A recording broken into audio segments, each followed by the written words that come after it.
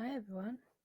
Um, so I've been seeing that there's this interview with 60 Minutes Australia where Rebel Wilson talks about the smear campaign that she's accused of uh, in I think it's the Deb lawsuits.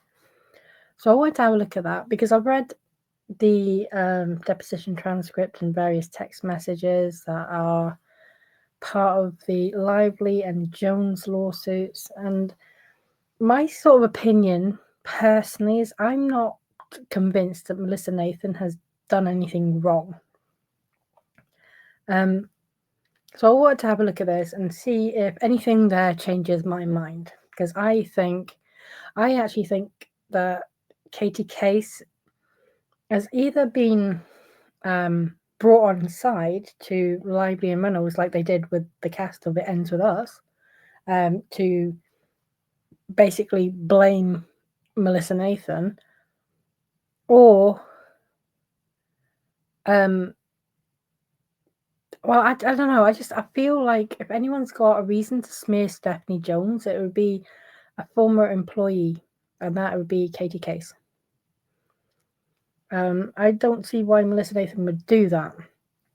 And to be honest, even if she did, it doesn't prove she did anything to Lively. And Wayfarer was certainly on top of that anyway. They were, the whole way through, don't do this, don't do that. We don't want to do this. You're not doing this, are you? And all the way through, she was saying no. So, you know, I'm not seeing it myself, but I am curious to know because she was the publicist for Rebel Wilson. Brian Friedman was the lawyer for Rebel Wilson at the time, so I'm curious to know where this all fits in. So let's start by watching this. I had zero to do with the websites. I don't even know how to create a website. I had nothing to do with what was on it. I read it like a lot of people in the business did. But yeah, obviously it's categorically false to say that I had anything to do with it.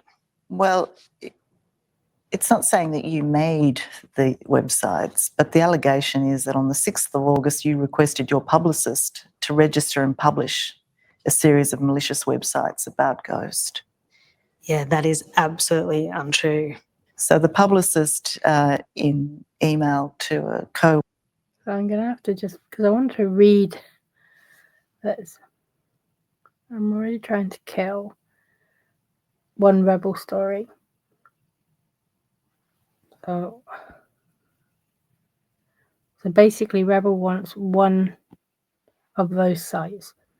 And so that's Melissa Nathan. Katie Case, I know, I'm sorry. And okay.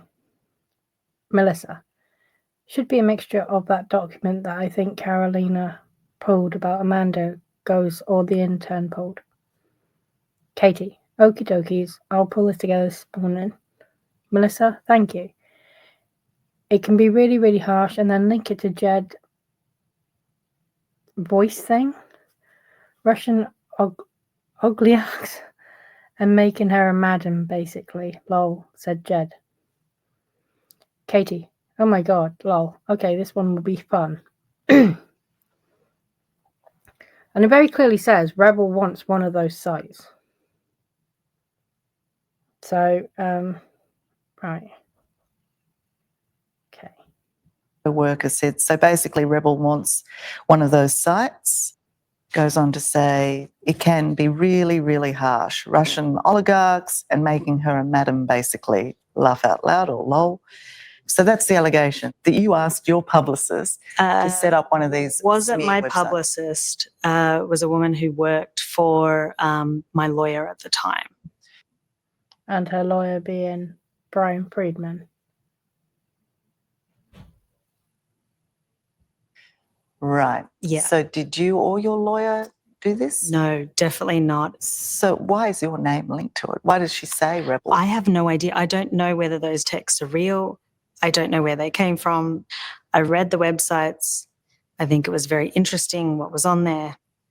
And I might have gossiped about it to a couple friends, but Well, the allegation is that you did more than that you actually pointed your followers on Instagram to those websites, that you ensured that associates of Amanda Ghost were made aware of the websites, that you posted on the Deb Instagram. I don't have any memory of doing that, no. So from what I've heard, she absolutely did. I haven't seen that myself, but I understand that she did actually comment or post on it. Is it you don't remember it, but is it possible that you did that? I don't believe so, no. No. Okay. And that's usually a default response anyway for, I don't recall, is often a default response to, I may have done it, but, I can't remember. Can't be sure. So, yeah. Okay. And then on top of that, we have this. So this is the actual. So Rebel Wilson was she was making her directorial debut on the Deb, and Charlotte McInnes was the lead actress, and Rebel Wilson is claiming whistleblower status for reporting sexual harassment. That Charlotte McInnes was sexually harassed, and Charlotte McInnes is now suing Rebel Wilson. Well, sorry, I don't know if she is suing it, but obviously the producers, Amanda Ghost, Gregor Cameron, and Vince Holden, are all suing Rebel Wilson for defamation after she accused them of embezzling funds, as well as exhibiting inappropriate behavior towards McInnes. McInnes has come out and said that Wilson made up lies about her, and that the claims that she was sexually harassed and that Amanda Ghost sexually harassed and abused Charlotte McInnes are absurd because nothing of this sort happened. So this is like one of the side fallouts from all of this.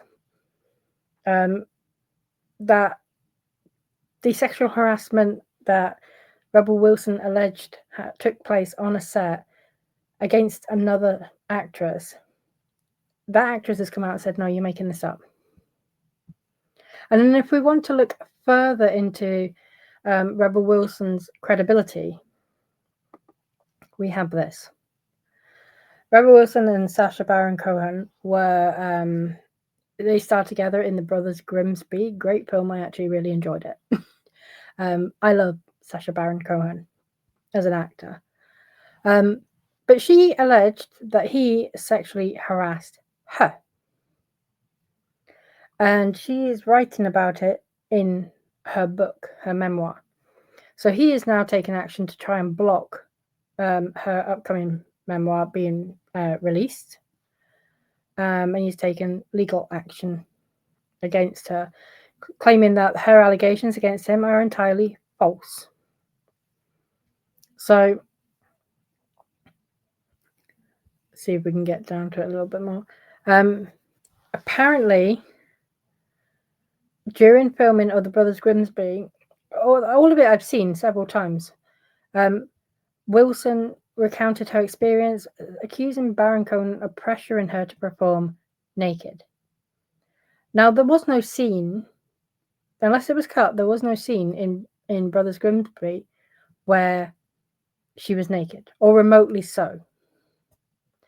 There was a scene where there was simulated oral sex, like Sacha Baron Cohen's character, who was the partner of Wilson's character. There was a scene where he simulated oral sex on her, but she was fully clothed.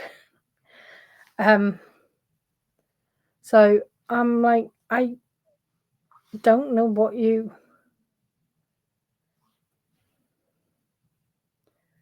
I don't know what she's on about. Apparently, she's also claiming that he asked her to stick her finger up his butt for the final scene. So they had prosthetic butts. Baron Cohen and Mark Strong, who played his brother. Sacha Baron Cohen had they both sat on missiles to try and save the world, and there was this kind of hilarious scene right at the end where they were in hospital, and I can't see why. This is why I can't see this happening personally. This is my opinion. They were both in a hospital scene. Mark Strong, Sacha Baron Cohen. Rebel Wilson was there as his partner, acting as his partner. And Isla Fisher, who was in real life Sacha Baron Cohen's wife at the time, was the partner of Mark Strong's character. And these women were visiting their men in hospital, and it kind of, the shot widened out to reveal these like gaping arseholes basically caused by the explosion. It was comical. It was obviously prosthetics. It wasn't real. But apparently she's claiming that he asked her to stick her finger up his butt. And I don't get it. I don't understand. I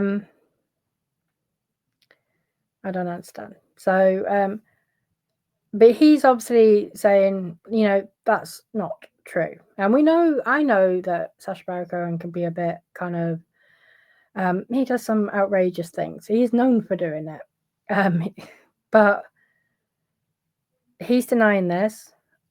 The actress who she's alleged was sexually harassed by other people is denying that happened. And when she sits in an interview for 60 Minutes Australia and says, no, I had nothing to do with that. It was my lawyer's fault.